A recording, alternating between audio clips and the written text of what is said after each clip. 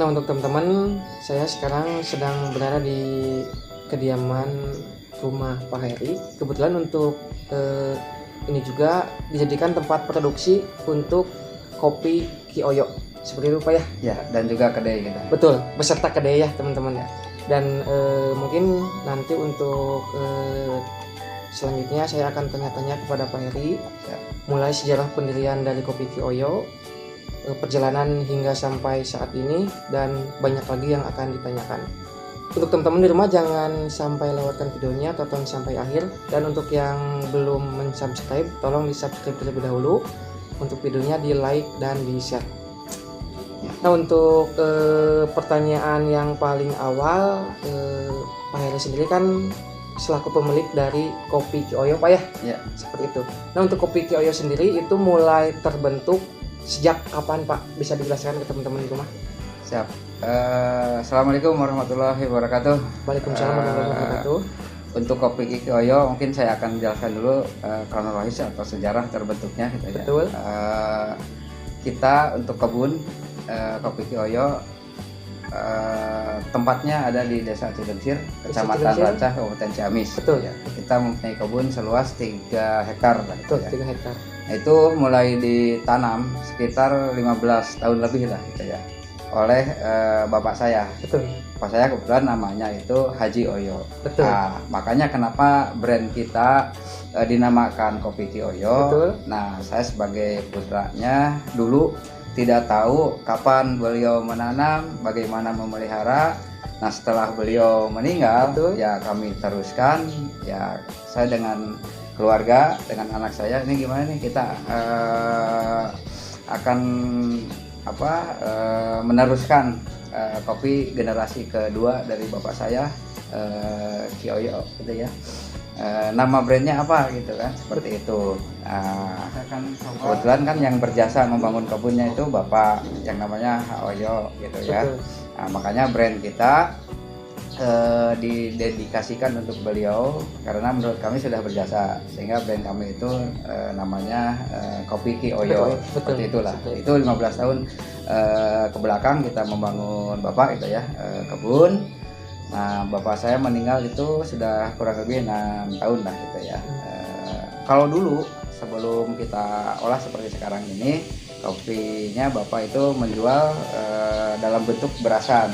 Dalam bentuk mentah Pak ya? Mentah, betul. Biji mentah, green bean gitu. Betul, ya. green bean. Jadi sebelum diproses diolah, di roasting, kemudian kita kemas, kita jual ke pasaran gitu ya. Betul, seperti itu. Waktu bapak masih hidup itu ya masih seperti itu. Nah, setelah beliau meninggal, kami berpikir bagaimana ini mengembangkan potensi kebun kita. Betul. Untuk meningkatkan nilai tambahnya. Betul. Supaya tidak hanya menjual dalam bentuk green bean, biji mentah Pak ya, biji mentah dengan harga jual yang ya relatif murah lah, sekitar mungkin 20 ribuan per kilogram. Pada waktu itu Pak ya? Pada waktu itu ya. Nah, caranya gimana ya, kita harus diolah. Betul. Dikemas untuk meninggalkan nilai tambah itu. Seperti itulah. Betul. Ya, kira-kira gitu ya. Jadi untuk awal berdirinya kopi Kioyo mungkin bisa dikatakan ketidaksengajaan Pak ya, dikarenakan Bapak ataupun Pak Haji Oyo sendiri kan itu udah menanam. Mungkin Pak Heri sendiri berpikir gimana nih caranya untuk pengembangan selanjutnya dari kopi tersebut Pak ya. Seperti itu. Jadi gini, saya melihat potensi kopi waktu itu ya, kita mulai mengolah itu 2016 gitu 2016 ya. Betul ya, lagi mungkin mulai akan tren naik gitu ya. Kopi pada waktu itu gitu ya. Saya berpikir bagaimana ini supaya mempunyai nilai tambah, juga bagaimana kita mengembangkan produk kita yang dari kebun kita. Kebetulan Ciamis sendiri kan punya potensi kopi yang besar lah gitu. Betul Pak, besar untuk besar Jawa Barat ya, mungkin untuk robustanya terutama gitu ya. Saya waktu itu berawal tentu saja dari keinginan melihat dari potensi, kemudian juga saya bermimpi bahwa kopi Ciamis suatu saat ini harus harus bisa muncul Pak ya, harus bisa muncul, harus bergaung gitu ya. Betul, karena waktu betul. itu ya kopi Ciamis belum begitu dikenal lah gitu Betul. ya. Saya ingin mengenalkan, ini mempromosikan bagaimana kopi Ciamis ini bisa lebih dikenal lebih luas lagi. Betul. Nah, makanya saya waktu itu berupaya untuk mempromosikan, mengenalkan dengan cara mengolah, dengan cara mengemas, dan bagaimana dengan cara memasarkannya, seperti itulah. Betul. Jadi bisa dikatakan untuk saat ini Pak Heru sendiri mengelola perusahaan Kopi Ki Oyo dari hulu sampai hilir Pak ya? Iya. Dari hulu sampai dari mulai budidaya kita di kebun, betul. Dari hulunya, Betul. kemudian kita olah, kita kemas, kemudian kita pasarkan. Ya, alhamdulillah untuk sekarang ini pemasaran baik di lingkup lokal Ciamis atau toko oleh-oleh, kemudian juga di luar Ciamis. Betul. Ya, kita supermarketnya ada di Jogja, Ciamis, Asia Plaza Tasik, juga di Borma Antapani, dan juga sekarang kan lagi musimnya berjualan online gitu. Betul. Ya. Betul. Ya, kita juga sama ya. Mungkin untuk sekarang era digital Pak ya. Eranya era digital ya, kita menyesuaikan lah. Iya, menyesuaikan. Kita ada di Tokopedia gitu. Iya. Kemudian juga kita mengoptimalkan peran daripada medsos. Betul, ya, seperti medsos, itu. Ada FB, ada Ada Instagram dan lain-lain lah gitu ya. Pada saat sekarang perusahaan yang bergerak di bidang industri kopi itu kan bukan hanya Bapak. Ya. Banyak nih, misalkan di Ciamis, untuk di Ciamis kan ada perusahaan A, perusahaan B, perusahaan C yang bergerak di bidang sama dengan Bapak ya, khususnya di kopi. Nah, itu cara bersaing, cara mengenalkan produk kita supaya lebih unggul dari yang lain, apakah ada cara ataupun trik khusus? Ya, kebetulan mungkin Kopi Ki Oyo ini yang kita kemas termasuk salah satu pionir gitu. Betul. Yang dulu gitu ya, yang awal kita mengenalkan kopi Ciamis secara lebih bagus lagi lah, dengan cara dikemas dengan kemasan yang baik. Karena dulu itu hanya mungkin 1-2 lah, Kopi Raja Desa Ceinot, kemudian saya. Nah, sekarang ini luar biasa lah gitu ya. Betul. Banyak bermunculan produk-produk baru. Betul. Kemasan-kemasan baru dari berbagai daerah gitu ya. Mungkin lebih dari 10 atau 20 produk yang dikemas sekarang. Nah, saya tetap optimis gitu ya, dengan cara ya tetap kita mempertahankan atau meningkatkan kualitas daripada produk kita. Betul. Pertama ya, kita dari aspek budidayanya dulu. Dari aspek budidaya kita terus tingkatkan gitu ya. Kemudian juga dari proses panen, pasca panennya, ya panen kita sekarang tetap menggunakan cara petik pilih, petik merah yang petik merah gitu ya. Kemudian kita sortasi secara bagus, kita roasting secara bagus juga. Kemudian kita kemas lagi dengan kemasan yang sangat menarik, sangat bagus Pak ya. Itulah ya, mungkin tetap intinya bagaimana kita meningkatkan dan mempertahankan kualitas yang produk kita yang telah kita bangun gitu ya. Itulah. Barangkali teman-teman di rumah ada yang belum tahu nih komunitas kopi di Ciamis, apa namanya dan fungsinya itu untuk apa gitu Pak? Ya. Di Ciamis sendiri ada komunitas yang namanya Ciamis. Betul, Ciamis Daily Coffee. Daily Coffee. Seperti inilah gitu ya. Harusnya gitu ya. Iya. Itu terdiri dari rekan-rekan para pengelola kedai. Betul. Petani gitu ya, prosesor gitu, ada roastery juga. Betul. Gitu ya, dan juga orang yang mungkin peduli. Betul. Terhadap kopi Ciamis. Perkopian di Ciamis Pak, yang khususnya di Ciamis Pak. Boleh lah, siapapun boleh bergabung ke Ciamis Daily Coffee lah. Gitu. Tapi yang paling banyak itu teman-teman rekan-rekan dari pemilik kedai, kemudian juga roastery, sama ada juga petaninya juga gitu ya. Nah, mungkin untuk Pak Heru sendiri ada pesan khusus untuk para pengusaha kopi, pengusaha kedai ataupun para roastery di rumah. Barangkali ini ada trik khusus supaya semangat tetap bangkit, supaya dari segi aspek penjualan, dari segi aspek produksi bisa lebih meningkat lagi. Apakah ada pesan khusus Pak untuk baik ya, saya tetap barangkali mengimbau kepada semuanya lah, semua pihak yang terlibat di dalam kopi ini, baik daripada petani, kemudian pelaku usaha di kedai, roastery dan sebagainya lah.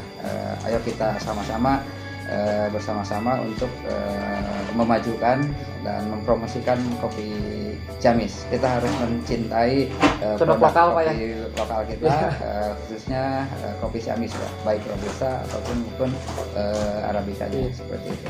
Mudah-mudahan untuk kopi Ciamis sendiri bisa go internasional, bisa selevel dengan Brazil dan Kolombia, Pak ya? Ya, mudah-mudahan. Mudah-mudahan, amin. Seperti itu. Baik, saya informasikan lagi lah untuk usaha kami ini, Kopi Oyo, kemudian Haruma Kopi House. Ya, kita dulu pas awal membangun perusahaan ini ya berawal dari mimpi saya dulu itu bagaimana kopi Ciamis ini supaya lebih bergaung lagi, supaya lebih terpromosikan lagi, gitu ya, lebih dikenal lagi secara luas, baik di tingkat lokal Ciamis, Jawa Barat, nasional maupun juga di internasional. Nah, gitu ya. Ada 5 mimpi besar saya dulu gitu. Yang pertama, dari kopi berasan Green Bean itu kita bermimpi harus bisa diolah. Betul. Diolah, diproduksi, dikemas. Kemudian mimpi saya yang kedua, bagaimana saya bisa memasarkannya setelah dikemas. Yang ketiga, bagaimana kita bisa mempunyai sarana prasarana yang memadai, Pak, memadai ya, seperti mesin roasting gitu ya. Ya, alhamdulillah. Yang ketiga sudah terlaksana. Yang keempat ya mimpi kita bisa mempunyai kedai sendiri. Dan yang terakhir, yang kelima, mimpi saya ya kita bisa memasarkan lebih luas lagi, Pak. Betul. Ya, alhamdulillah mungkin 90% mimpi saya dulu sudah. Sekarang sudah mulai terwujud, Pak, ya. Alhamdulillah ya. Itu awalnya kan dari mimpi itu. Iya. Jadi saya berharap kepada teman-teman semuanya jangan pernah berhenti untuk bermimpi. Betul. Karena mimpi itu suatu saat pasti akan jadi kenyataan. Betul. Nah, inilah mungkin pesan saya. Betul. Tapi dengan catatan kita harus tetap bergerak, Pak, ya. Ya, jelas kita harus terus berinovasi. Kita inovasi dari produk kami itu dulu kan hanya kemasan biasa. Kita tingkatkan kemasannya lebih bagus lagi, variannya juga kita perbanyak lagi gitu ya. Kemudian kita juga produk-produknya juga kita inovasi bagaimana kopi ini bisa lebih beragam. Kita dulu pernah membuat berbagai aneka produk yang berbahan dasar daripada kopi. Selain kopi bubuk seperti kemasan ini, kita juga pernah membuat seperti untuk memanfaatkan limbahnya gitu ya, kaskara, kulit kopi, Pak, ya. Nah, kemudian kita membuat parfum kopi, kita membuat juga aneka produk kue-kue berbahan dasar kopi. Jadi nah, salah satu mimpinya juga saya ini bagaimana produk kopi ini bisa kita kembangkan dengan berbagai aneka produk berbahan dasar daripada kopi gitu. Tidak hanya seperti inilah gitu ya. Iya. Nanti orang ke Ciamis harus mencari produk kami yang berbahan dasar kopi. Seperti misalkan orang ke Bogor cari roti unyil, orang ke Sukabumi cari mochi seperti itu. Ya, orang Ciamis cari kopi Oyo. Dan berbagai produknya seperti itu. Betul. Jadi untuk Pak Heru sendiri mungkin bisa dikatakan seniornya di bidang kopi Ciamis, Pak, ya. Ya, juga sih ya sama lah ya. Kita dengan para pelaku lainnya, baik petaninya maupun di para pelaku lainnya. Betul. Kita terus masih berproses lah. Betul. Belajar terus. Nah, mungkin teman di rumah banyak sekali ya untuk informasi yang telah dijelaskan oleh Pak Heru sendiri.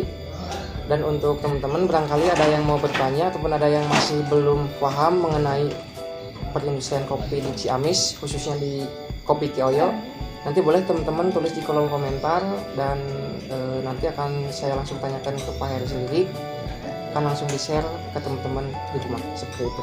Ya.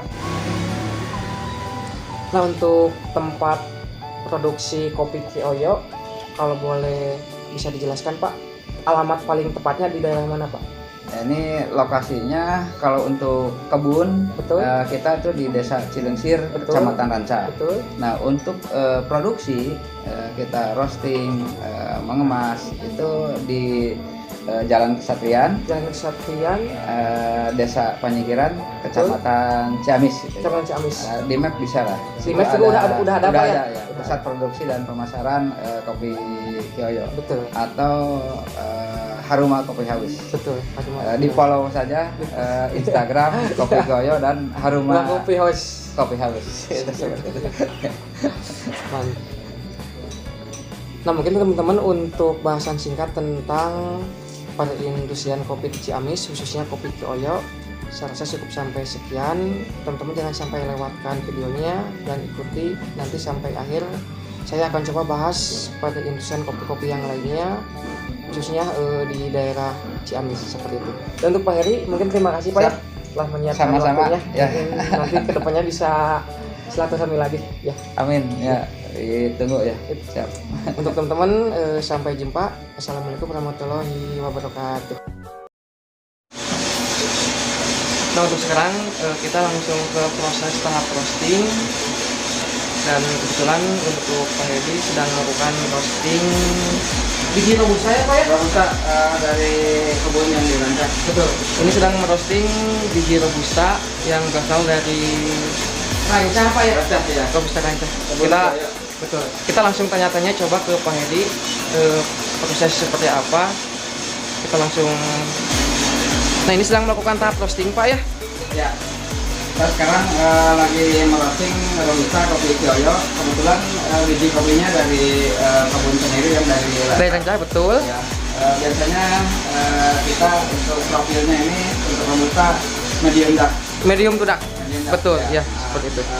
Biasanya lamanya roasting ini sekitar 16 sampai 18 menit lah untuk medium to dark itu. 16 hingga 18 menit. 18 menit ya. Betul, seperti itu. Oke, kebetulan ini mesinnya juga produk asli dari Ciamis. Ciamis lokal pride Pak ya? Ya, betul. Betul. Ini udah full spec gitu ya. Iya. Kapasitas mesin kita ini sekitar 2 kg.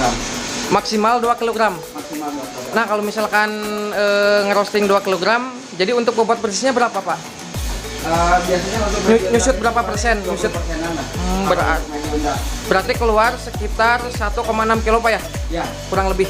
kurang lebih. Ya. Tapi kalau untuk Arabica, Betul. biasanya dengan profil yang light medium, Betul. atau medium ya di kisaran 12 sampai 15%. Betul. Jadi, Seperti itu. Susutnya tergantung profil kita Yang mau dikejar Pak ya? dikejarnya gitu. Ya, betul. Seperti itu. Malah kalau yang untuk dark roast itu yang sampai oily itu Iya. sampai 25%. Betul. Jadi untuk total nyusut dari sebuah beans itu tergantung dari level roasting juga Pak ya? Betul, ya. Juga kadar air yang dari biji itu sendiri. Betul. Biasanya untuk roasting ini kadar airnya maksimal di 12%. 12. Tuh. Bentar lagi kita kelar gitu ya. Mungkin sekitar 2-3 menitan lagi.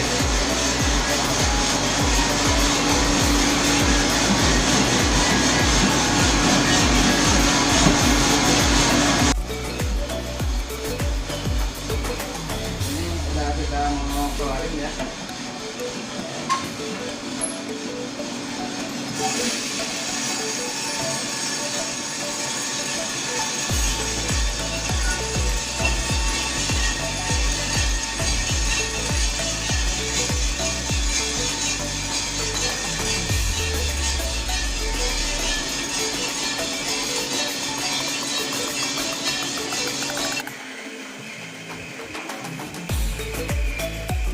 Terus saya lakukan